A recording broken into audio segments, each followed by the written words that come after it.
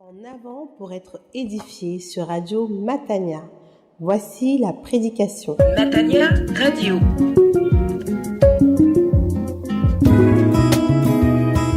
Vous êtes sur Radio Matania, c'est le moment de la prédication et celle que je vous propose est une prédication importante du pasteur Claude Missidi-Bazi qui a pour titre « Le songe qui parle de Dieu » et pour thèse de référence celui de Job, chapitre 33, du verset 14 au verset 18.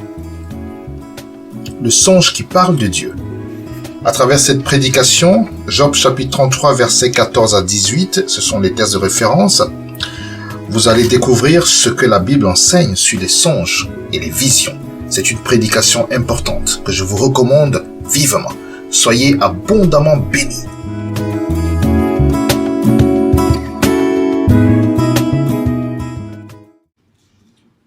Job chapitre 33, versets 14 à 18. Accueillons la parole de Dieu. Amen.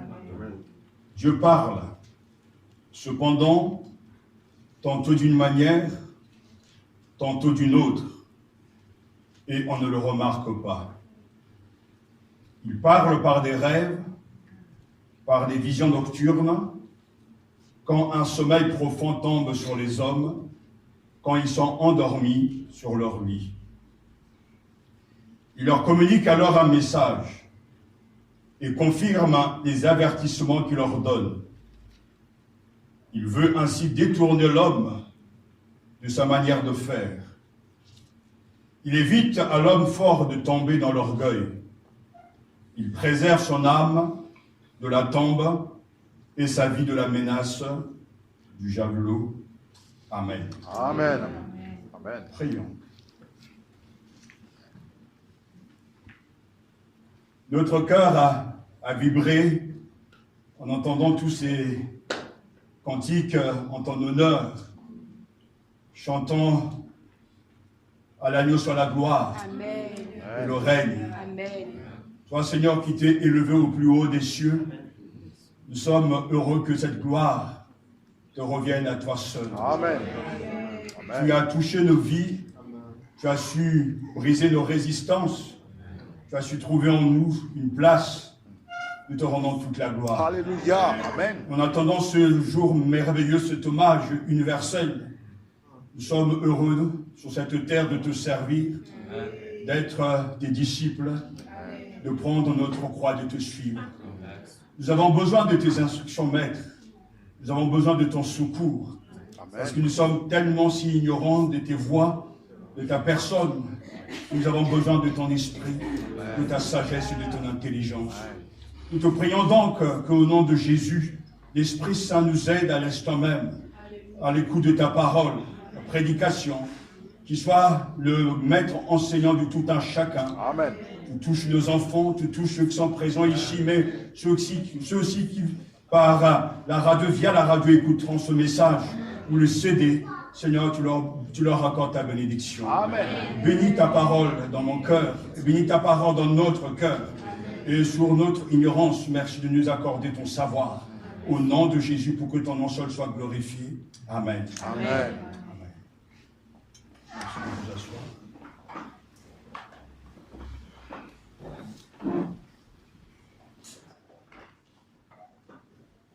Hier comme aujourd'hui, Dieu le Seigneur n'a jamais cessé de vouloir communiquer et d'établir une relation avec nous.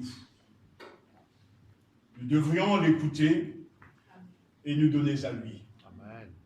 Car du début jusqu'à la fin, Dieu n'a jamais cessé de s'approcher de nous pour communiquer avec nous et pour établir une juste relation avec nous. C'est la preuve de son amour et aussi la preuve du fait que Dieu nous cherche et Dieu veut notre bénédiction. Ce matin, c'est cette pensée qu'il faut garder à l'esprit, alors que je veux en tout cas m'entretenir avec vous des songes, des rêves. Le songe comme étant un moyen que Dieu nous a donné pour nous transmettre un message. C'est avec cette vérité qu'il faut absolument entendre ce message que Dieu n'a jamais cessé de communiquer avec nous et de chercher une relation personnelle avec tout un chacun. Jadis, pour communiquer avec l'homme, le Seigneur a usé de plusieurs modes.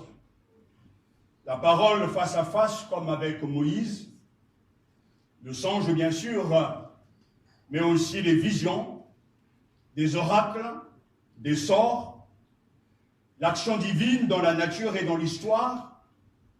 Il a parlé même par des anges, des hommes et voire même des animaux. Par la prophétie, par la loi, par une parole, par une énigme, par l'urim et le tumim. Dieu n'a jamais cessé de vouloir communiquer avec nous. Mais pourtant, si jadis il a parlé ainsi, aujourd'hui Dieu ne nous parle pas de la même manière. La Bible nous dit dans Hébreux chapitre 1, verset 1 à 2, qu'après avoir à maintes reprises et sous maintes formes parlé, jadis au Père par les prophètes, Dieu, en ces jours qui sont les derniers, nous a parlé par un Fils. Aujourd'hui, Dieu nous parle par le Fils, et c'est là le moyen, le mode par excellence qu'il utilise infaillible pour communiquer à son peuple sa présence et sa parole. Donc, souvenons-nous que même si nous réfléchissons ce matin sur les songes et les visions, ce mode n'est pas à la hauteur de moyens derniers que Dieu a utilisés pour nous parler.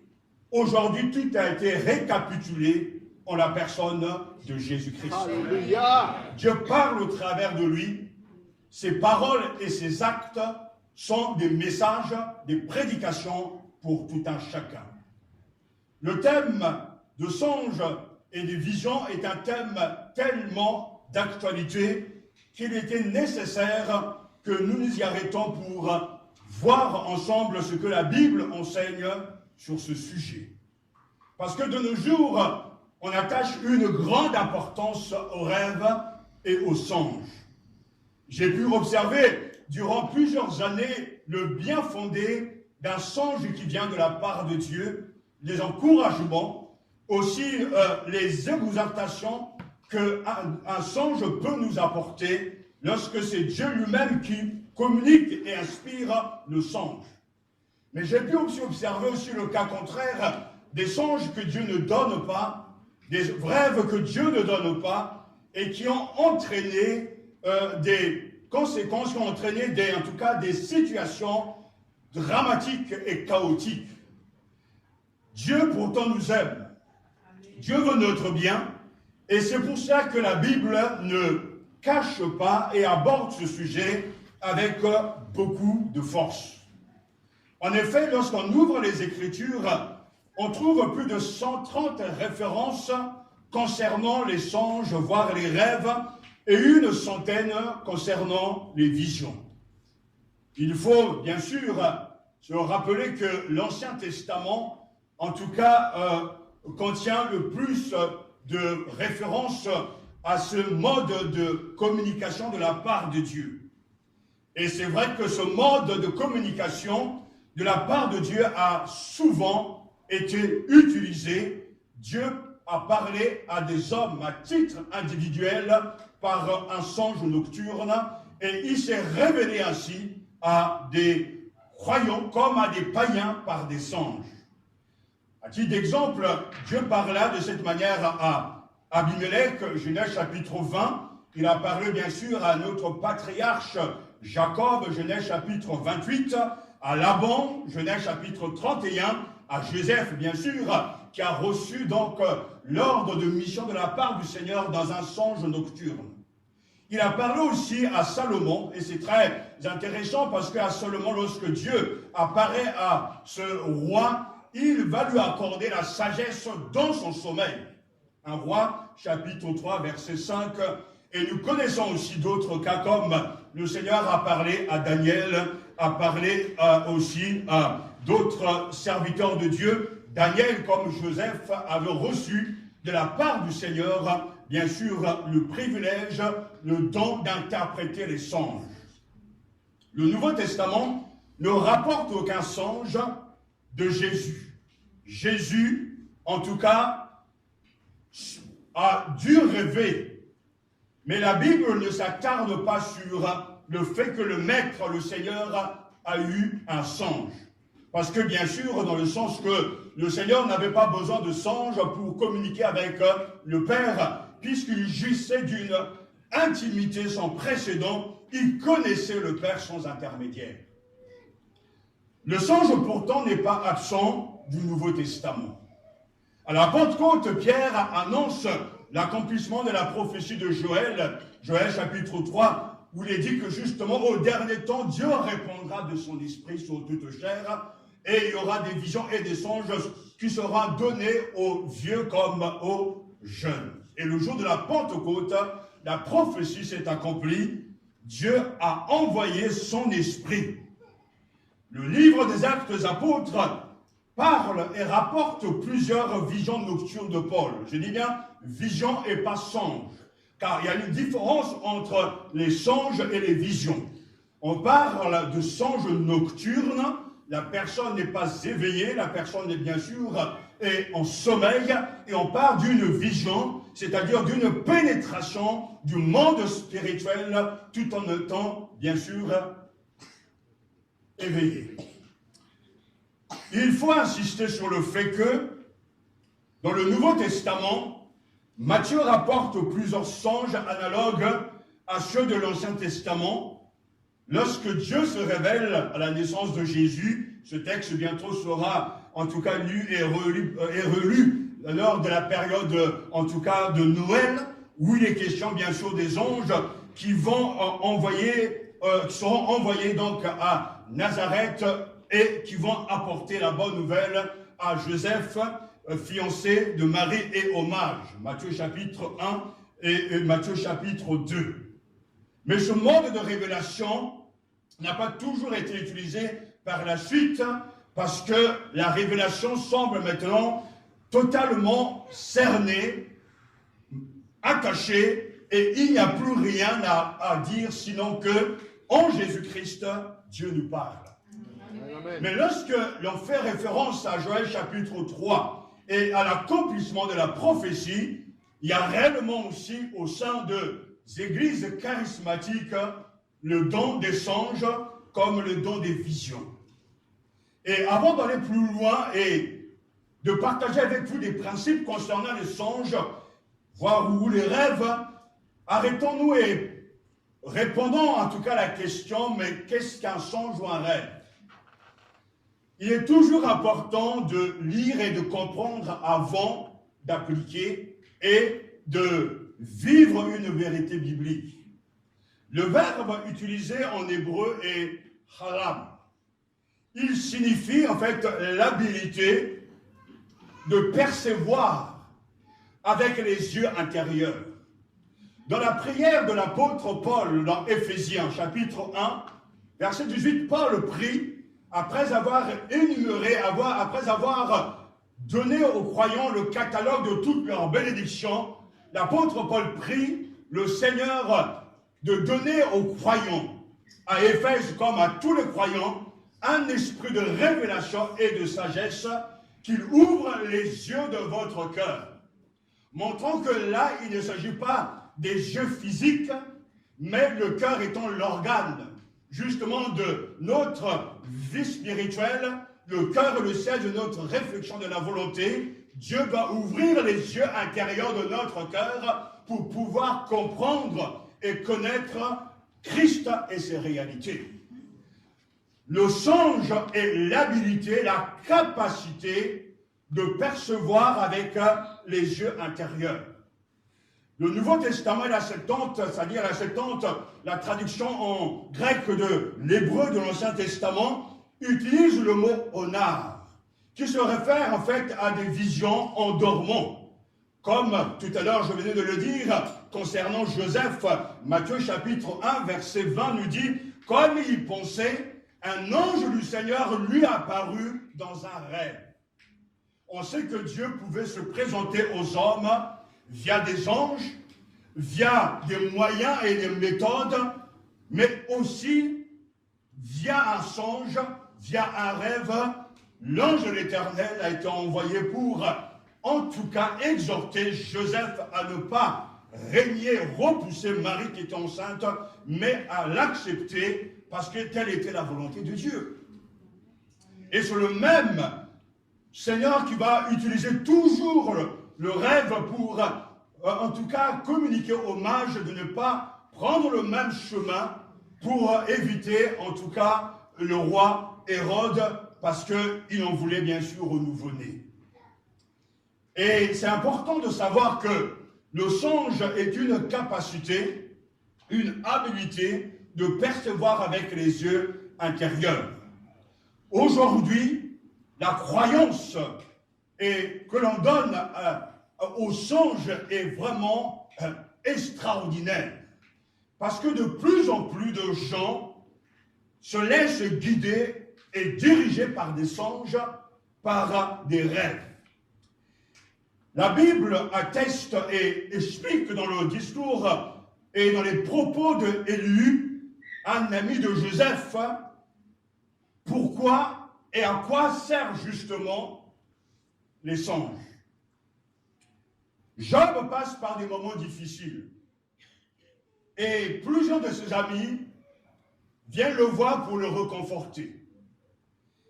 Les plus anciens en parlaient et Élie, l'autre ami, le plus jeune, va prendre la parole. Dans les propos qu'il va partager dans le but de réconforter Job dans ses malheurs, il nous donne en tout cas les objectifs, les raisons des songes. D'abord, il affirme au verset 14 que Dieu peut se présenter dans un songe nocturne à une personne. Dieu parle, c'est très important, d'où justement ce que je disais tout à l'heure, Dieu n'a jamais cessé de parler à l'être humain et de chercher à établir une relation avec les hommes. Dieu parle cependant, tantôt d'une manière, tantôt d'une autre, et on ne le remarque pas. Élie donc affirme d'abord que Dieu n'est pas aussi distant et inaccessible que Job le prétend. Dieu est présent. Comme tout à l'heure on l'a chanté, il est présent au milieu de nous, il est présent à l'écoute de sa parole, il est présent lorsque nous parlons de lui. Il reconnaît donc la présence de Dieu, sa présence ici, sa présence là. Dieu parle. Et il poursuit qu'il parle par des rêves, par des visions nocturnes, quand un sommeil profond tombe sur les hommes, quand ils sont endormis sur leur lit. Et il affirme d'abord, au verset 16, que le songe a pour objectif d'abord d'avertir. Il leur communique alors son message et confirme les avertissements qu'il leur donne. Lorsque Dieu donne un songe, donc lorsqu'il ouvre les yeux intérieurs pour percevoir une réalité cachée des hommes, Dieu veut avertir. Dieu veut communiquer. Dieu a quelque chose à dire. Il leur communique alors son message. J'insiste sur le fait, son message. Parce qu'il y a aussi le message qui n'est pas de Dieu.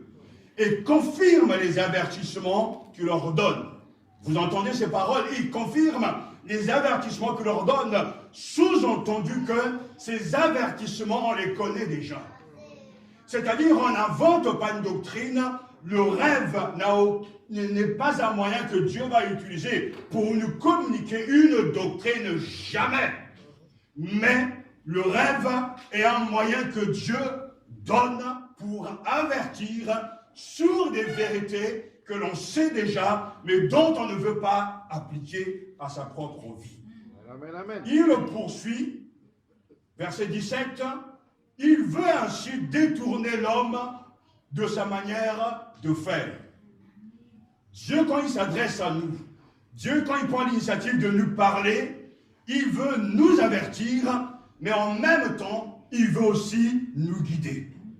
Il veut ainsi détourner l'homme de sa manière de faire. Il veut détourner l'homme qui prend la mauvaise voie, le mauvais chemin pour le ramener à lui. Le songe a pour but donc de communiquer un message de la part de Dieu pour guider l'homme sur le droit chemin. Verset 17, et toujours verset 17, il donne aussi un autre objectif justement du songe pour discipliner. Verset 17, il évite à l'homme fort de tomber dans l'orgueil.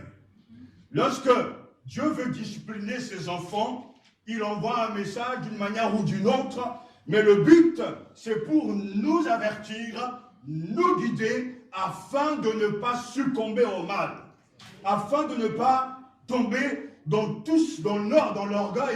l'orgueil qui, en fait, se manifeste de façon à ce que nous rejetons l'autorité de Dieu sur nous, l'orgueil qui se manifeste lorsque nous décidons nous-mêmes de prendre les règles de nos propres vies. Dieu veut nous éviter l'orgueil et il utilise quelquefois donc le songe pour nous communiquer ce message. Et enfin le verset 18, il nous dit, il préserve son âme de la tombe et sa vie de la menace du javelot. Dieu veut délivrer et quelquefois le songe est un message envoyé aux croyants pour les délivrer, pour préserver leur âme, afin que lorsque l'épreuve sera là, ils ne succombent pas. Amen, amen. Et nous devons garder ce propos parce que c'est là réellement la nature et les objectifs des songes selon Dieu: avertir, guider, discipliner, délivrer. D'autres textes, en tout cas dans la Bible, affirment que seul Dieu donne la capacité d'interpréter les songes, les rêves. On a parlé tout à l'heure de Joseph, qui non seulement rêvait lui-même, mais avait aussi, par la grâce de Dieu, le don, le privilège de donner l'interprétation. Et quand il sera confronté au Pharaon, celui qui dira, c'est Dieu qui te donnera l'explication. Parce que Dieu seul sait de quoi il s'agit. Et Dieu seul sait ce qu'il veut communiquer à ses enfants. Et c'est pour ça que seul Dieu aussi est la source, l'interprète par excellence de tout ce qu'il nous communique et que nous ne pouvons pas maîtriser. Après que Dieu t'a fait connaître tout cela, c'est justement à cause de cette sagesse, de ce privilège que Dieu avait donné à Joseph, parce qu'il avait réussi à interpréter le rêve que Dieu avait donné à Pharaon. C'est grâce à cette interprétation que Pharaon dira, après que Dieu t'a fait connaître tout cela, il n'y a personne d'intelligent et de sage comme toi. En réalité, Joseph n'était pas sage ni intelligent. C'est Dieu qui lui a donné la sagesse et l'intelligence en lui donnant le don d'interpréter les rêves que Dieu avait donné à Pharaon. Et nous connaissons que toutes ces choses sont parties de la providence divine, car Dieu a un projet avec Joseph. Il veut le conduire au point où il va l'utiliser pour son peuple et pour sa gloire. Daniel avait le même don, et lui aussi avait le don de discernement des visions et des songes. Sur ce sujet, justement, étant donné que c'est Dieu qui donne les vrais dons, et on le verra que c'est Satan qui donne les mauvais dons de songes, il nous faut absolument faire une distinction, parce qu'il y a des rêves, il y a des songes sans importance spirituelle, mais il y a aussi des rêves ou des songes que Dieu emploie selon son dessein.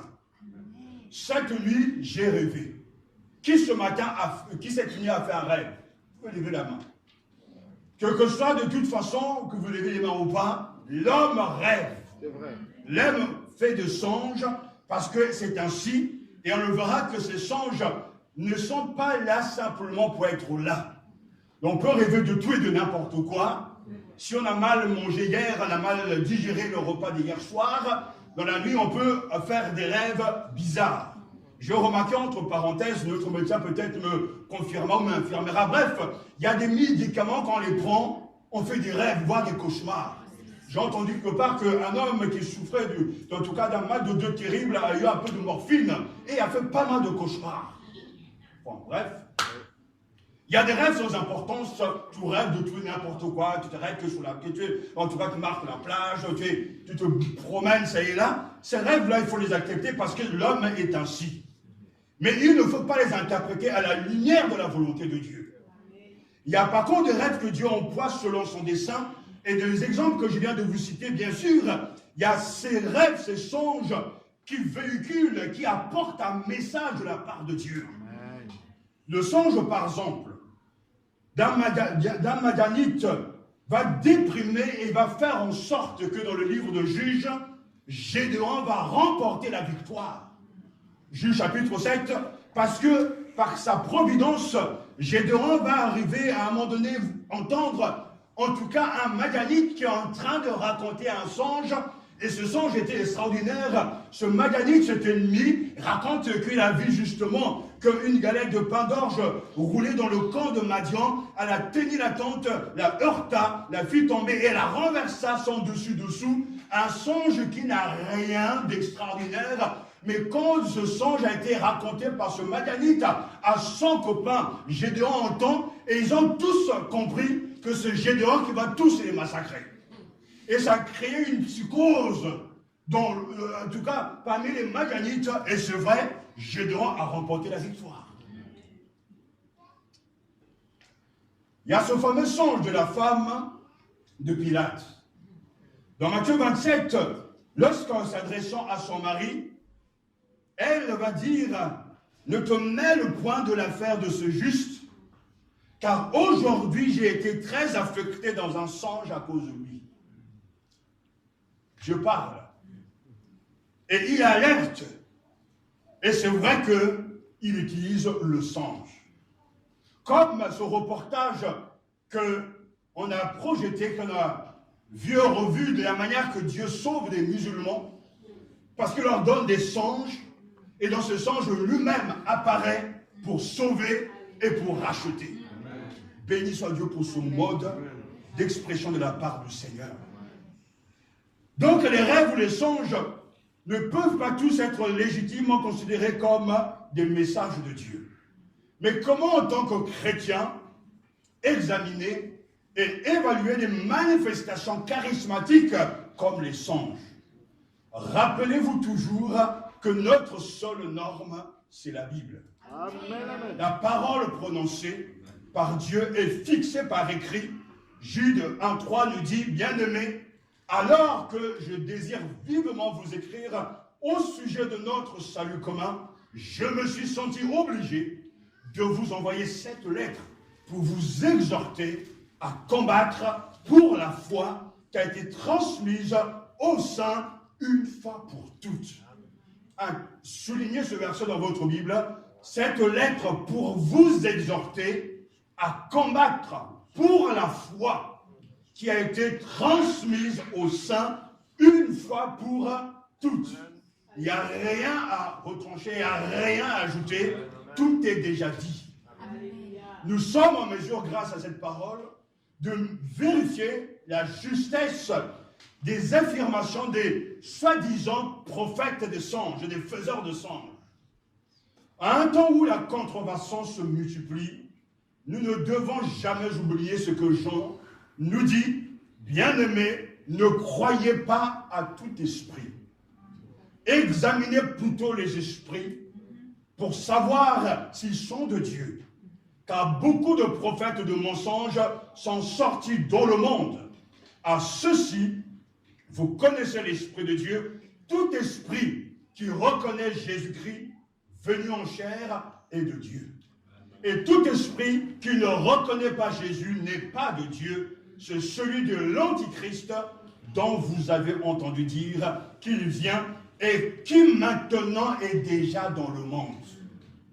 1 Jean chapitre 4, versets 1 à 3. Bien-aimés, ne croyez pas tout esprit. Le mot esprit signifie donc une déclaration faite par un esprit, et nous savons qu'il y a 3 sources. Soit l'esprit de l'homme, qui est capable de beaucoup de choses, soit l'esprit du diable, l'esprit satanique, soit bien sûr l'esprit de Dieu. Ne croyez pas tout esprit, examinez plutôt les esprits pour savoir s'ils sont de Dieu, car beaucoup de prophètes de mensonges seront sortis dans le monde. Et tout à l'heure, je vous partagerai quelques critères, quelques principes pour examiner ces choses. J'aimerais attirer votre attention une fois de plus sur le fait que nous sommes tous impressionnés par ce qui est nouveau et inhabituel. Le fait qu'aujourd'hui, les songes dans certains milieux ont plus d'autorité que la Bible écrite. Les prophètes, les faiseurs de songes ont un statut plus élevé que le texte inspiré. Et cela ne devra pas être. Nous devons revenir à la parole de Dieu. Amen, amen, amen. Jean nous avertit qu'ils sont déjà dans le monde. Et nous devons discerner leur origine. Comme nous savons que lorsqu'il y a des miracles, ce n'est pas là des preuves que c'est Dieu qui agit, car Satan aussi fait des miracles. Les miracles ne sont pas une preuve de l'origine divine. Même les magiciens de l'Égypte pouvaient aussi imiter les actions miraculeuses de Dieu accomplies par Moïse. Et on connaît bien aussi l'histoire de Simon le magicien, qui a réussi à avoir en tout cas un portefeuille bien garni à force de prédiction, et que Satan utilisait jusqu'à l'arrivée des apôtres, Actes chapitre 8.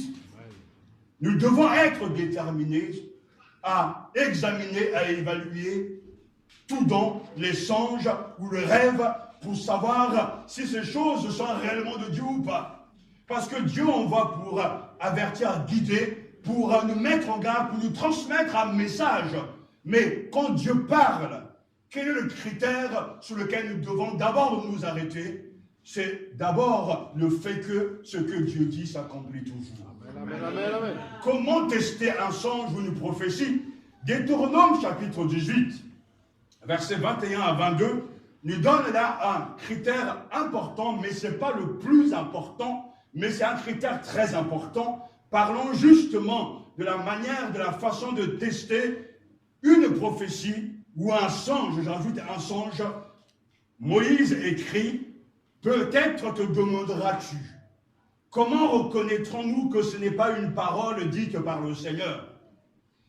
Il poursuit, si ce que le prophète a dit au nom du Seigneur ne se produit pas, si cela n'arrive pas, alors ce n'est pas une parole dite par le Seigneur. C'est par présomption que le prophète l'a dite, tu ne dois pas en avoir peur. En fait, ce principe ne nous aide pas. Parce que ce principe dit clairement, si la parole vient de Dieu, elle va s'accomplir. Mais il y a des voyants, il y a des sorciers, il y a des gens qui touchent aux choses occultes, il y a des gens qui consultent l'horoscope ou les chiffres, et quand ils consultent ces choses, ce qui leur a été annoncé se produit réellement.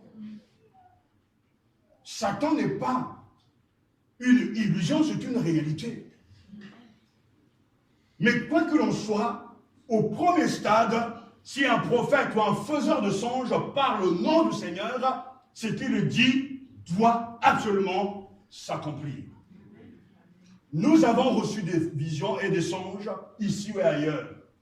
Et à chaque fois, je garde tout dans ma tête, on écrit tout dans un cahier pour vérifier de la pertinence de ces songes, si c'est Dieu ou pas. Et j'ai entendu même dans cette salle quelqu'un annoncer au nom du Seigneur que vous aurez à la fin de l'année une salle. Ce songe, cette prophétie ne s'est jamais accomplie puisque nous sommes en 2018. Les gens ont tendance à oublier les choses. Mais quand la Bible nous dit d'examiner toutes choses, nous devons prêter attention à ce que nous entendons. Et si les gens prenaient le temps de recopier, de mémoriser les choses, ils comprendront simplement qu'il y a des gens qui mentent au nom de Dieu. Car une parole du Seigneur s'accomplit toujours. Elle peut durer 1 an, 2 ans, 3 ans, 10 ans, 40 ans, comme dans le cas du patriarche Abraham. Après des années, la parole que Dieu lui avait donnée d'avoir un héritier s'est accomplie. Mais quand on entend une parole de Dieu, quand un soi-disant frère, une sœur vient vous voir pour dire, voilà, je te partage le songe, le rêve que Dieu m'a donné, à l'instant même, dans l'immédiat, on ne peut pas juger, savoir si c'est de Dieu ou pas, parce qu'il faut le temps au temps pour voir si la prophétie va s'accomplir. D'où l'importance d'avoir d'autres critères, et dans Deutéronome chapitre 13, versets 1 à 5, nous avons là encore des tests justement pour tester la prophétie ou le songe, parce que ce sont les effets de songe qui vont nous permettre de voir, de savoir, discerner si c'est de Dieu ou pas. Je vous ai dit qu'il était important d'ouvrir les Écritures. Prenons en tout cas ce message comme une étude biblique et c'est important de cerner tout ce qui est en train d'être communiqué de la part du Seigneur. Dans Deutéronome chapitre 13, versets 1 à 5, il est écrit, si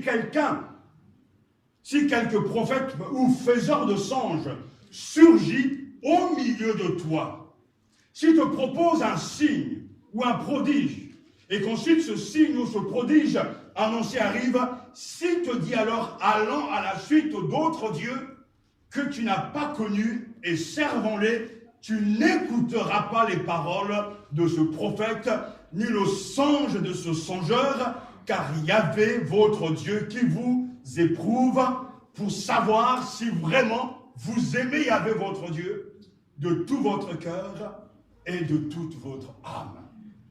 C'est très clair. Amen. C'est Yahvé votre Dieu que vous suivrez. C'est lui que vous craindrez. Ce sont ses commandements que vous garderez. C'est à sa voix que vous obéirez. C'est lui que vous servirez et c'est à lui que vous vous attacherez. Le message est clair. Si quelques prophètes ou faiseurs de songes arrivent avec un message pour nous détourner de Dieu, et nous conduire vers les Baals, les autres dieux, il ne faut pas l'écouter, parce que c'est seul le Seigneur qu'il faut écouter et servir. Dieu met à l'épreuve son Église aujourd'hui. C'est Yahvé, votre Dieu, qui vous éprouve, pour savoir si vraiment vous aimez Yahvé, votre Dieu, de tout votre cœur et de toute votre âme. On veut savoir ce qui va se passer demain. On veut savoir si la personne que l'on fréquente sainement est la bonne personne avec qui il faut se marier. On veut savoir quel est notre futur par rapport à un emploi, par rapport à notre domicile. Et on veut entendre ça et là des faiseurs de songes, des prophètes soi-disant, mais à chaque fois, le message et les effets des messages de ces faiseurs de songes ne vont jamais dans le sens de guider le croyant vers Dieu et de servir Dieu seul, mais de toujours désorienter la personne à aller vers des pratiques, aller vers des croyances contraires à la volonté de Dieu. Et si un songe ou une prophétie nous est donné pour nous détourner de Yahvé, l'éternel Dieu, ce prophète va être mis à mort. Parce qu'il vient prêcher l'apostasie envers Yahvé, ton Dieu. Tu ne l'approuveras pas, lui dit le verset 8, tu ne l'écouteras pas, ton œil sera sans pitié, tu ne l'épargneras pas et tu ne cacheras pas sa faute. Ce qui est important, tout est important.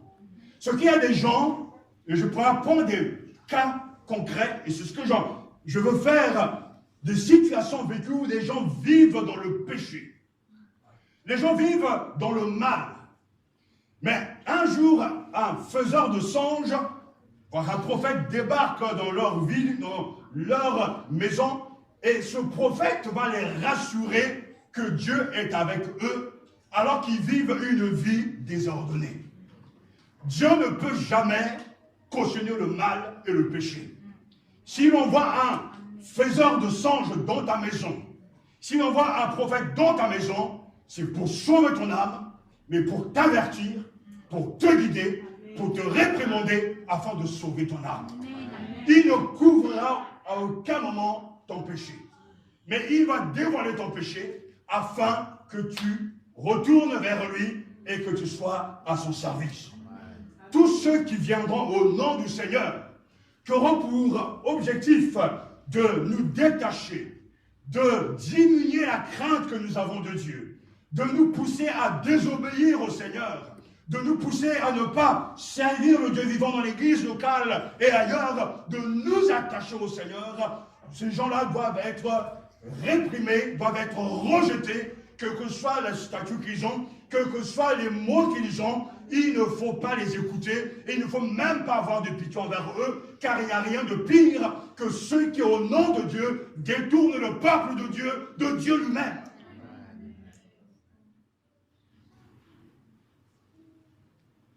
Si un message venant par un songe nocturne incite à ses auditeurs à offrir un culte à un autre Dieu qu'à l'Éternel, qui a arraché le peuple à son esclavage en Égypte, ce message n'est pas de Dieu. Le message que Dieu apporte, c'est un message d'encouragement, même dans le mal, dans le but de sauver. Quand Dieu châtie, il veut toujours sauver. Quand Dieu réprimande, il veut toujours sauver. Dieu ne vient jamais pour détruire l'homme. S'il le voulait, il n'aura jamais donné son propre fils. Mais il vient pour sauver l'homme de sa folie et l'appeler à communier avec lui et à entretenir une juste relation avec le Seigneur. Vous avez là des critères, pour juger si c'est de Dieu ou pas. Parce que les effets du songe, du message nocturne sont là pour, en tout cas, nous rappeler que c'est Dieu que nous devons servir. C'est le Seigneur que nous devons aimer. C'est le Seigneur que nous devons rechercher. Et partout où Dieu est à l'œuvre, la gloire de Dieu est toujours le moteur. Ce qui doit nous encourager, c'est que l'Esprit de Dieu, lorsqu'il inspire un songe ou une prophétie, il le fait toujours pour glorifier le Seigneur. Toujours glorifier le Seigneur. L'Antiquité et la science moderne attachent en tout cas grande importance aux songes, mais pour des raisons différentes. Il y a ceux qui voient dans le songe un moyen pour eux d'entrer en communication avec le monde surnaturel. Et puis il y a ceux qui arrivent justement à voir dans le songe une manifestation de sa personnalité profonde. Et c'est vrai qu'il y a quelques années, lorsque mon épouse et moi nous sommes allés en Autriche, nous avons donc visité le fameux musée dédié à Freud. Et on a pu observer que Freud a été en tout cas en avant-garde par rapport à l'étude des songes et des rêves. Il était très en tout cas pointu sur l'étude de l'inconscient. Et sa thèse était simple, bien qu'il ait pondu plusieurs thèses, mais pour lui, il affirmait que le rêve est une réalisation du désir. C'est-à-dire que l'on rêve ce que l'on désire. Lorsque tu es, bien sûr, éveillé, tu désires certaines choses. Et quand tu vas dormir, selon lui, ce que tu désires, tu vas le voir se produire, se manifester dans le rêve. Si tu désires la vengeance d'un proche, tu vas rêver en tout cas d'un guerrier armé qui va tuer ce proche. En fait, pour lui, le désir est une projection, le rêve est une projection plutôt de ses désirs. Et peut-être certains vont sourire, mais j'ai regardé de plus près en ouvrant le texte, en tout cas de Jérémie. Je ne sais pas si Freud avait lu Jérémie chapitre 23, mais je soutiens cette thèse parce que lorsque l'on parle des faiseurs de songes étant des mauvais songes et qui donnent des mauvais messages, Jérémie 23 nous donne en tout cas des raisons pertinentes de croire qu'il y a des faiseurs de songes qui sont animés de mauvais désirs. Dans le texte de Jérémie, au chapitre 23, il nous parle de plusieurs faiseurs de rêves et il nous dit chez les prophètes de Samarie, j'ai vu des choses dégoûtantes, ils prophétisent par le Baal et ils égarent mon peuple Israël. Le verset 16, le chapitre 23 de Jérémie nous dit, justement, ainsi parle le Seigneur le Tout-Puissant, ne faites pas attention aux paroles des prophètes qui vous prophétisent, ils vous leurrent, ce qu'ils prêchent n'est que vision de leur imagination. Cela ne vient pas de la bouche du Seigneur. En fait, les hommes parlent donc des choses futures selon leur propre imagination. Et je suis convaincu que les uns et les autres, à force d'imagination, rêvent des choses contraires à la volonté de Dieu. Si vous avez une mauvaise opinion, en tout cas de quelqu'un, ne vous attendez pas de voir un dragon en train de le manger dans votre rêve. Parce que c'est ce qui va se produire. Notre imagination nous joue des tours. Le fait justement que cette imagination n'a pas été purifiée, on invente des choses au nom de Dieu. Le prophète Jérémie est très clair, c'est leur imagination qui parle, ce n'est pas Dieu qui parle. Et pourtant, même quand l'imagination associée à l'œuvre satanique peut produire des effets incroyables, Dieu, lui, cherche le bien de l'être humain et il ne cherche pas à détruire, il veut construire. Et il poursuit dans ce texte magnifique, il faut la lire complètement à la maison. J'entends ce que disent les prophètes qui prophétisent faussement en mon nom, verset 25, en disant « J'ai eu un songe, jusqu'à quand y a-t-il quelque chose dans la tête de ces prophètes qui prophétisent faussement? Ce ne sont que prophètes aux trouvailles fantaisistes. »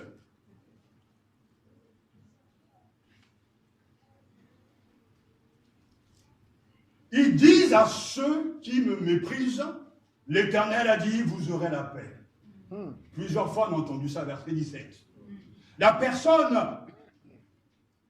vit une vie désordonnée, comme je l'ai dit tout à l'heure, a détruit des vies, pratique la médisance et la calomnie, vole Dieu, parle mal des autorités des églises, parle mal des frères et sœurs, mais il y a quand même un prophète de malheur, un faiseur de sens pour débarquer, pour dire, vous aurez la paix.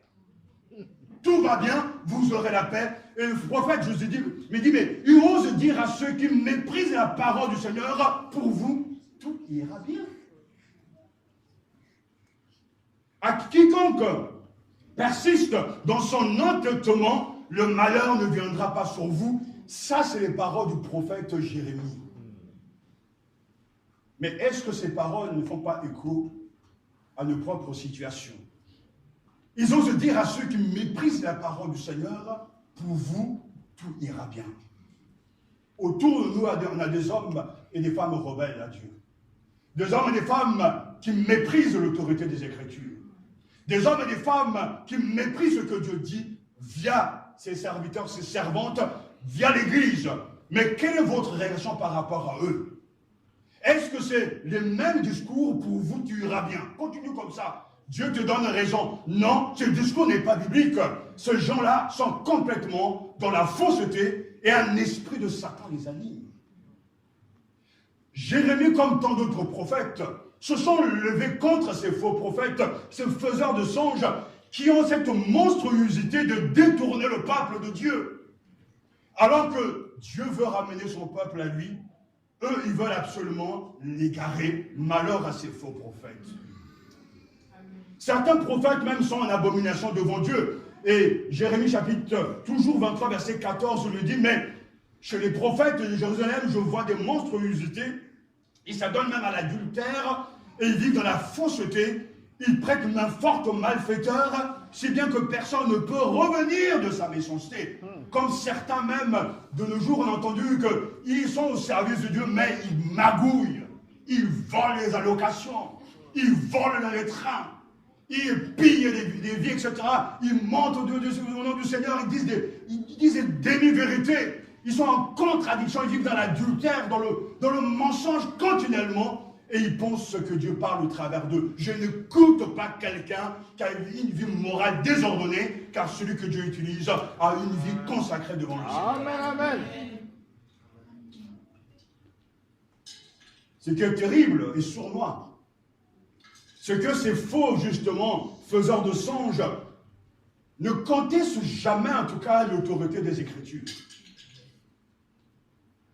Ils sont oui, amen à la Bible. mais selon leur interprétation. Et quand vous les corrigez, ils ne sont jamais contents. Quand vous les redressez, ils vont s'énerver. Parce que c'est eux-mêmes leur propre autorité. Et ils sont dans l'autosuffisance. Et ils se prennent pour des dieux envoyés par d'autres dieux qu'eux-mêmes. En fait, les faiseurs de songes sont nombreux. Et dans nos milieux, on s'attache à eux parce qu'on aime le discours direct, la communication de la part de Dieu direct. Dieu te dit, mon frère, le Seigneur m'a dit sur toi. Le Seigneur me montre que. On aime entendre ça, le Seigneur que. Mais Dieu n'a pas besoin d'envoyer un faux type, une fausse femme. Il envoie des vrais messagers. Qui vont faire quoi? Ils vont ouvrir les Écritures pour vous expliquer la révélation. Car après avoir jadis parlé aux prophètes, un maître auprès de Dieu dans ce temps de la fin ne parle pas sans fils. Et ce fils est où? Dans la gloire. Mais comment peut-on le connaître? Il est écrit. C'est tout. Quand quelqu'un se lève au nom de Dieu, alors qu'il ignore vraiment les fondements de ce livre, il n'est pas crédible pour moi. Et nous avons connu dans l'histoire de notre Église où le prophète, le faiseur de songes, a plus d'autorité que la parole de Dieu. Et c'est pour ça que nous devons en tout cas entendre la recommandation de l'apôtre Jean, n'ajoutez pas foi à tout esprit, mais éprouvez les esprits pour savoir s'ils sont de Dieu, car plusieurs faux prophètes sont venus dans le monde. 1 Jean chapitre 4, verset 1. Comment reconnaître le vrai serviteur? Comment reconnaître le bon faiseur de songes? Parce que dans les critères, comment juger, évaluer un songe selon Dieu? Je pense et je crois que, bien sûr, le songe doit s'accomplir. Le contenu de ce songe doit être biblique. Mais je crois aussi que la personne qui apporte le songe doit être crédible. Amen. Et dans 1 Jean chapitre 5, et en tout cas dans cette épître, et nous avons plusieurs tests pour justement reconnaître celui qui est rempli de l'Esprit de Dieu ou pas. Le vrai songeur, celui qui sert le Seigneur est quelqu'un qui croit que Jésus est réellement venu en chair. C'est-à-dire, il faut repérer la croyance de la personne, il faut repérer l'obéissance de la personne, et il faut repérer l'amour de la personne pour le Seigneur. Je, rapidement, simplement, vous rappelle ces tests très importants dans 1 Jean, parce qu'ils sont éparpillés en tout cas dans cette épître. D'abord, si celui qui parle au nom du Seigneur croit que Jésus-Christ est venu en chair et de Dieu. 1 Jean chapitre 4, verset 2. Si celui qui parle au nom du Seigneur a ceci, nous savons que nous le connaissons, si nous gardons ses commandements. 1 Jean chapitre 2, verset 3. Et un dernier test, dans 1 Jean chapitre 3, verset 14, nous savons que nous sommes passés de la mort à la vie parce que nous aimons les frères. Je reviens parce que c'est important. Croire, obéir, aimer. Ces trois tests sont les trois vertus, les trois fruits qu'il faut observer dans la vie de celui qui parle au nom du Seigneur. Tout esprit qui reconnaît Jésus-Christ venu en chair est de Dieu. Est-ce que nous le croyons? Oui, nous le croyons. À ceci, nous savons que nous le connaissons si nous gardons ses commandements. Est-ce que nous gardons les commandements de Dieu? Nous savons que nous sommes passés de la mort à la vie parce que nous aimons les frères. Est-ce que nous aimons nos frères? Pourquoi est-ce que ces tests sont importants? Parce qu'on ne peut pas prétendre parler de la part de Dieu au peuple de Dieu si déjà on ne croit pas en Jésus. Si déjà on n'obéit pas à ses propres commandements et si on n'aime pas les frères et sœurs. Parce que chaque don, le faiseur de songes apporte un message soi-disant au nom de Dieu. Pour qui? Pour le peuple de Dieu. Mais quand il méprise ce peuple, lorsqu'il n'aime pas ce peuple, il parlera au nom de qui? Pas au nom de Dieu. Puisqu'il faut aimer l'Église, donner sa vie pour l'Église, pour parler de la part de Dieu à l'Église. Tout à l'heure, mon épouse dit justement, parlons du corps du Christ, mais comment peut-on connaître les choses de Dieu si nous ne sommes pas membres de ce corps, si nous ne sommes pas responsables, nous aussi, de l'avancement du règne de Dieu, si nous n'aimons pas les frères et sœurs, nous nous trompons, nous sommes des menteurs, parce que la vérité n'est pas en nous. Mais si nous aimons nos frères et sœurs, de l'amour agapé, nous avons la preuve que le don que Dieu nous donnera, le songe que Dieu nous donnera, aura pour but de édifier, de construire, de faire avancer le frère ou la sœur dans la voie du Seigneur. C'est l'amour qui pousse à bien faire. Et non pas des prophètes de malheur. Et Jésus lui-même lui dira, justement, vous les reconnaîtrez par rapport à leurs fruits. Quand Jésus a appelé ses disciples, il leur a dit une parole remarquable, et cette parole, il faut toujours s'en souvenir, ce n'est pas vous qui m'avez choisi. C'est moi qui vous ai choisi et institué pour que vous alliez, que vous portez du fruit et que votre fruit demeure. Si bien que tout ce que vous demanderez au Père en mon nom, il vous l'accordera. Jean chapitre 15, verset 16. Dieu donne des songes avec un message pour avertir, pour guider, pour protéger ses enfants. Nous devons examiner ces messages. Parce que là, ce n'est pas la parole écrite, ce sont des messages inspirés, venant des hommes faillibles. Et nous devons donc tester et comprendre d'où vient ce message. Et pour interpréter, nous devons apprendre à attendre si ce qui a été dit réellement est en train de s'accomplir. Nous devons aussi comprendre et voir si celui qui parle aime réellement Dieu, obéit au Seigneur, garde ses commandements et que ses croyances sont réellement bibliques, apostoliques. Sinon, il faut rejeter cette personne. Nous avons, dans notre contexte, une difficulté. Parce que dans la Bible, quand on observe la vie des frères et sœurs au temps donc des apôtres dans l'église primitive, ils avaient un privilège que nous n'avons pas aujourd'hui. Eux, quand l'Esprit Saint est descendu, la Bible nous dit qu'ils vivaient tous ils étaient d'abord dans un même lieu et qu'ils vivaient tous ensemble et on connaissait les besoins des uns des autres et on portait les fardeaux des uns des autres. Au point que lorsqu'il y avait des difficultés, lorsqu'il y avait des manques, on n'avait pas besoin de faire beaucoup de bruit. L'on savait ce qu'il fallait faire parce que les gens vivaient ensemble sous l'inspiration, sous la puissance du Saint-Esprit. Il y avait une vie communautaire. Au point que quand Ananias et Saphira vont mentir, tout le monde va les savoir parce que toute la communauté est bloquée. Au moment où justement il y aura le partage des biens et que là il y aura des difficultés et qu'il y aura des failles, les apôtres, c'est quand même très intéressant, c'est très parlant, ne vont pas prendre la décision de choisir des hommes pour les placer et pour leur confier la responsabilité de distribuer les vivres. Non, ils vont s'adresser au peuple et ils vont dire au peuple, Actes chapitre 6. J'entends. Actes chapitre 6. Actes chapitre 6. Les apôtres diront au peuple, choisissez parmi vous cet homme rempli du Saint-Esprit et de foi, et nous prierons pour eux et on va vous les confier. Cela veut dire que dans la communauté, les croyants entre eux se connaissaient. Ils savaient repérer ceux qui étaient remplis du Saint-Esprit de foi. Ce n'est pas les apôtres qui discernent, ce n'est pas les apôtres qui décident, mais le peuple sait qui marche avec Dieu, qui ne marche pas avec Dieu. Le peuple sait celui qui est rempli du Saint-Esprit et de foi et celui qui ne l'est pas. Et c'est très important parce que cette responsabilité est confiée au peuple de décider. Et c'est le privilège qu'avait l'Église primitive dans le sens qu'ils se fréquentaient tellement, ils se connaissaient tellement si bien qu'ils savaient reconnaître les fruits et le caractère d'un vrai disciple.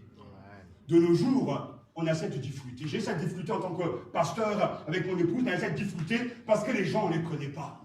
On ne se voit qu'une fois en passant, peut-être une fois par semaine et encore. Satan se parle une fois par mois et encore. Il y a des gens, on ne sait pas qui ils sont, où ils vivent, ce qu'ils font, quelles études ils ont fait, parce qu'il y a en tout cas comme un bouclier, il y a comme un écran, une cachotterie, on ne veut pas se laisser connaître, on ne veut pas se découvrir de peur que. Mais quand on est rempli de l'esprit, on s'ouvre. Quand on est rempli de Saint-Esprit, le cœur est ouvert. Les gens apprennent à nous connaître parce qu'ils puisent en nous l'inspiration et la joie de marcher avec Dieu. Lorsque le chrétien est solide dans la foi, il encourage les plus faibles. Quand le chrétien est fort dans la louange, il encourage le plus faible. Et le fait de se connaître, de connaître ses failles, mais aussi de connaître ses qualités, est une grâce que Dieu nous donne dans l'Église. D'où la difficulté quand il faut choisir des diacres et des diaconesses, on ne sait pas qui ils sont. Je dois confesser que je n'étais pas comme ça avec mon pasteur. Mon pasteur connaissait tout de moi. Mais il y a des gens qui ne le connaissent pas et peut-être qu'ils attendent qu'on aille vers eux. Mais nous avons, en tout cas nous comme principe, c'est aux brebis d'aller voir leur pasteur pour expliquer les choses, pour se faire connaître. Même l'administration fiscale connaît plus de choses que nous. Même, en tout cas, les banquiers connaissent plus de choses que nous. Il y a des gens, on ne sait pas qui ils sont. Et c'est ce qui pose un vrai problème dans la pratique. Parce que lorsqu'il faut choisir des gens, on lui dira, tiens, la bonne mine, il est sympathique avec nous, mais il peut être sympathique avec nous tous les dimanches à l'église, mais tout le reste de la semaine, il nous critique à mort. Nous devons donc absolument nous attendre à Dieu, parce qu'il y a un mystère. Et ça, c'est une faiblesse de l'église aujourd'hui. On ne vit pas comme une communauté. On vit une pratique religieuse. On se retrouve à un endroit. Le groupe de jeunes se retrouve à un endroit. En tout cas, le groupe de femmes aussi. Ils vivent certaines choses, mais la communauté ne sait pas qui est qui. Alors que, quand la Bible dit justement, vous le reconnaîtrez par leurs fruits, c'est qu'à chaque fois dans la Bible, c'est un livre ancien, quand un prophète est arrivé dans une ville, la première chose qu'il devait faire, c'est d'aller d'abord s'installer et dormir dans la maison du pasteur. Le pasteur, lui, devait discerner et voir si ce prophète a les marques d'un vrai prophète et le fruit d'un vrai prophète avant de lui donner l'autorisation de parler à l'église. Mais aujourd'hui, est-ce qu'on peut le faire? Il y a des choses que vous connaissez que nous ne connaissons pas. Alors il y a des gens qui vont se dire, mais on ne va pas balancer les autres. Mais si vous raisonnez comme le fait, on va balancer les autres, c'est que vous n'avez rien compris à l'évangile. C'est que nous sommes dans un corps. Et le corps doit être en bonne santé. Et pour que le corps avance comme il se doit, nous devons aimer le Seigneur. Et nous aimer les uns les autres. Nous devons dénoncer le mal, le péché, et l'amener à la lumière des Écritures. Et quand vous voyez que ce frère, cette sœur ne correspond pas aux critères bibliques, il faut en parler, pasteur, je connais cette personne, c'est pas ça. Mais au nom de l'amitié, certains ferment les yeux. Ou plutôt au nom du fait que je n'ai pas envie que les choses retombent sur ma tête. Si ça crée des divisions, ça va retomber sur ma tête. C'est que tu n'as rien compris à l'évangile. Nous devons servir le Seigneur. Nous devons observer le fruit selon Dieu, et ce fruit selon Dieu sera toujours visible. Si Dieu vous parle, notre Église a passé par des moments critiques, et les gens ont critiqué même ma propre décision, mais pourtant ils ne savent pas ce que Dieu a révélé en amont. Ils ne savent pas tous les témoignages que Dieu a donnés et les enquêtes préliminaires en testant bibliquement les gens devant le Seigneur. Mais ils ont péché pour rien. S'ils avaient mal parlé contre nous, vous devez vous repentir parce que vous ne savez pas tout. Amen. Vous n'irez pas loin. Il n'y a que la vérité qui peut rendre libre. Et si soi-disant Dieu te parle en songe et te montre des choses bizarres, j'aimerais que tu viennes me raconter ton songe, si réellement c'est de Dieu ou pas, parce qu'il y a des gens qui ont besoin d'être vraiment délivrés. Parce que ce n'est pas l'Esprit de Dieu qui les communique ces choses-là, mais l'Esprit de Dieu parle dans le but de construire. On ne peut pas se marier sur un coup de songe. On ne peut pas bâtir une vie parce qu'on a reçu un songe. Non, il y a des principes bibliques qu'il faut entendre, suivre et Dieu te bénira. Amen. Un vrai songe qui vient du Saint-Esprit nous apportera toujours de l'inspiration. Nous poussera toujours vers l'avant. Parce qu'il y a un principe que j'appellerais, moi, pour finir, le principe du bon sens. Ce principe, c'est Jésus qui me l'a enseigné, ce principe est très fort, il est très marquant. Tout chrétien, né de Dieu, par sa parole, et avec le Seigneur, et qui avec le Seigneur, une relation pure, saine, saura toujours reconnaître la voix de Dieu. Quand le Seigneur s'adresse à ses disciples dans Jean chapitre 10, versets 1 à 5, il dit vraiment quelque chose de très important. En vérité, je vous le dis, celui qui n'entre pas dans l'enclos des brebis par la porte, mais s'y introduit par un autre endroit, est un voleur, est un brigand. Mais celui qui entre par la porte est le berger des brebis. Le gardien du ouvre et les brebis écoutent sa voix. Il appelle par leur nom les brebis qui lui appartiennent et il les conduit dehors. Lorsqu'il les a toutes fait sortir, il marche devant elles et les brebis le suivent. Pourquoi? Parce qu'elles connaissent sa voix. Elles ne suivront pas un étranger, mais elles fuiront au contraire loin de lui. Parce qu'elles ne connaissent pas la voix des étrangers. Nous pouvons reconnaître la voix du Seigneur. Amen. Lorsque nous sommes une vraie brebis du Seigneur.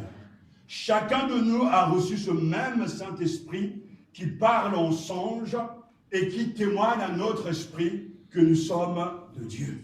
Quand nous entendons une voix qui n'est pas la sienne, nous la reconnaissons pour celle d'un étranger. C'est un critère important. Quand Dieu parle, ses enfants écoutent toujours. Amen, amen, amen. Je vais vous donner une illustration.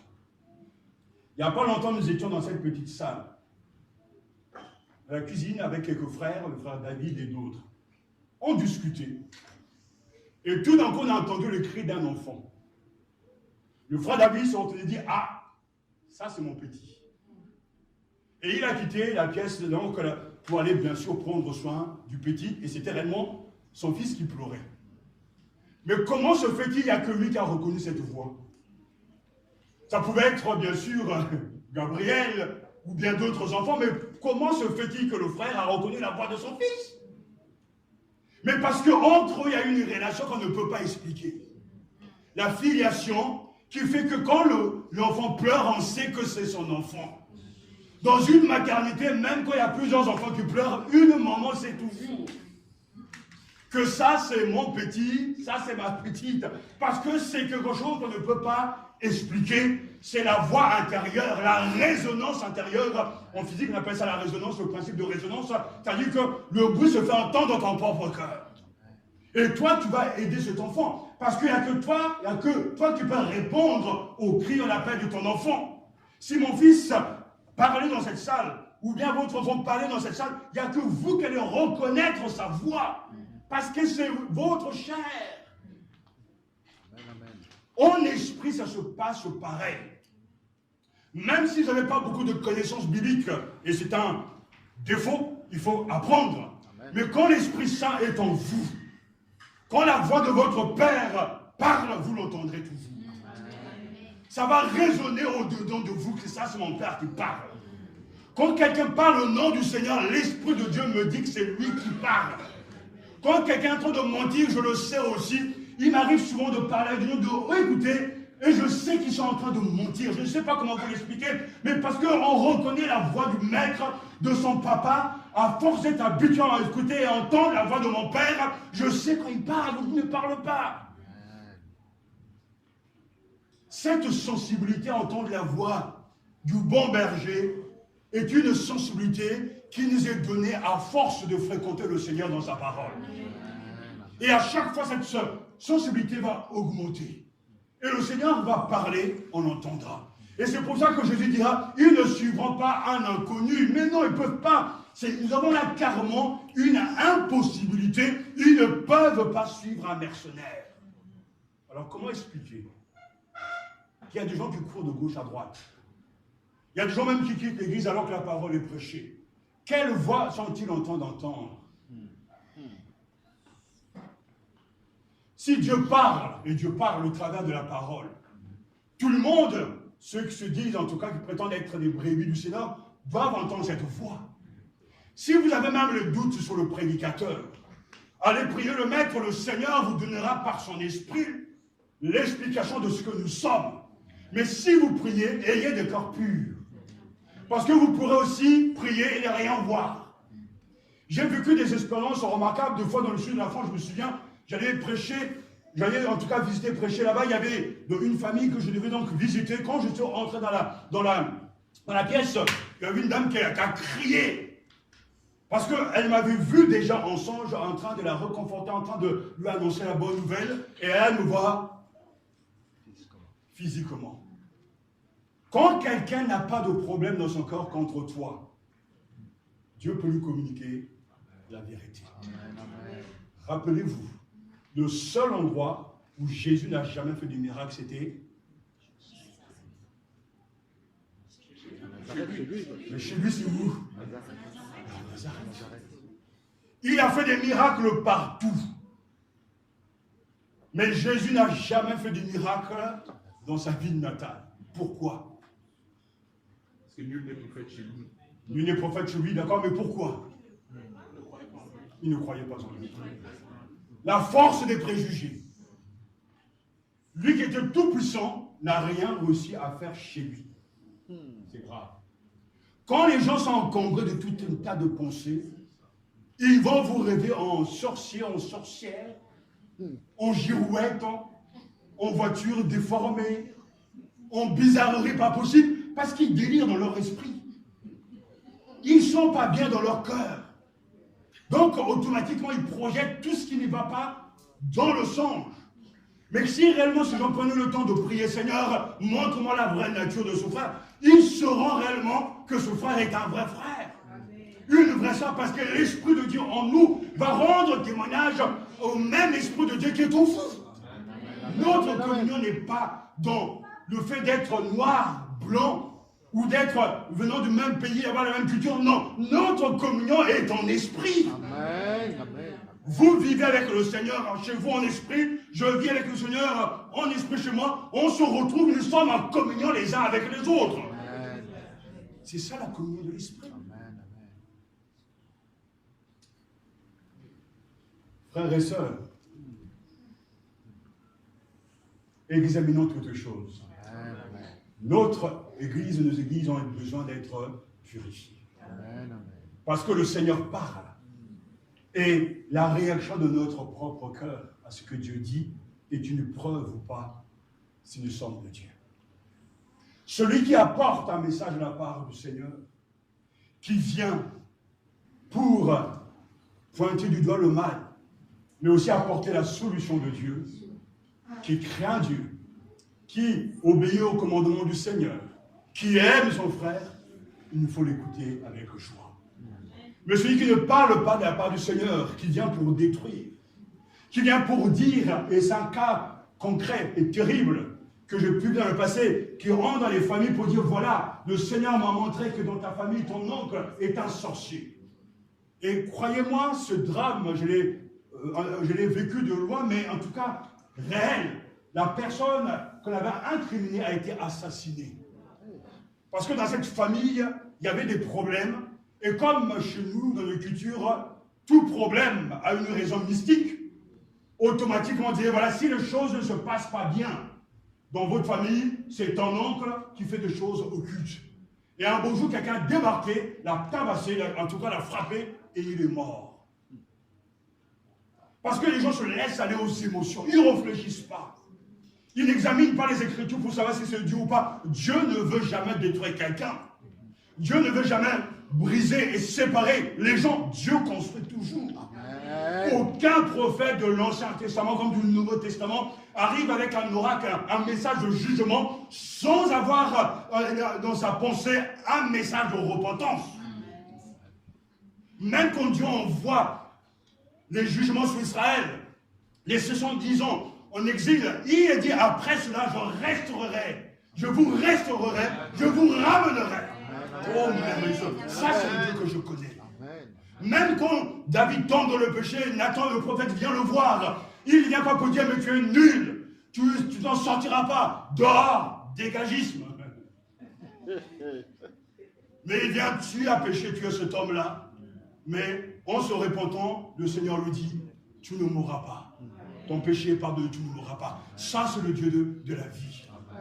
Quel que soit le mal, le message, une vision nocturne, un message de Dieu, un message se construit. Nous sommes vraiment, comme beaucoup de gens aujourd'hui sont brisés, et je me lève, je m'insurge contre ces faiseurs de songes. Ça suffit, cessez de parler au nom de Baal. Laissez Dieu agir par son esprit. Amen. Votre place est ici quand vous vous convertissez. Quand vous vous convertissez.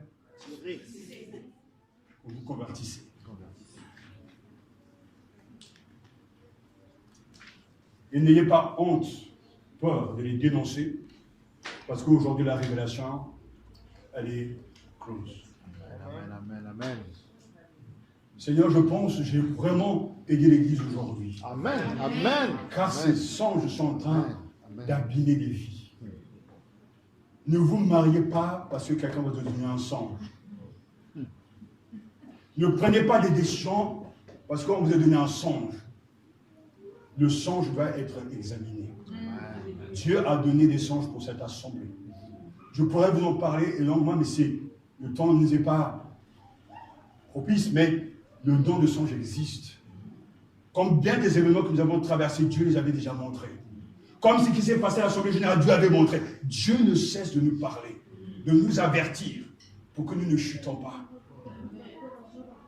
Mais nous devons prêter attention à ce que Dieu dit. Et il y a de bonnes paroles en perspective pour nous. Amen. Ce n'est qu'un temps. C'est ce que j'appelle le temps de la nuit de la foi. Alléluia. Mais ça s'arrêtera à un moment donné, on sortira du tunnel. Amen, amen. Parce que celui qui a montré les choses hier, c'est le même qui parle aujourd'hui et qui montre ce qu'il va dire. Mais il faut rester calme, patient et fidèle. Parce que lui est fidèle. Amen, amen, amen. Bénissons Dieu pour le temps. Alléluia. Bénissons Dieu pour ceux qui édifient. Bénissons Dieu pour ceux qui sont responsables du message qu'ils transmettent de la part du Seigneur. Amen. Et ne soyez pas des suiveurs, des charismatiques. Soyez des suiveurs de Jésus. Amen, amen, amen. Et vérifiez l'authenticité, le fruit, le caractère de celui qui vous parle au nom du Seigneur. Vous le reconnaîtrez par leurs fruits. On ne peut pas cacher un bon fruit. Amen, amen. Que Dieu bénisse son Église. Amen. Que Dieu vous bénisse. Amen, amen. Nous voulons prier. Nous voulons nous tenir devant lui.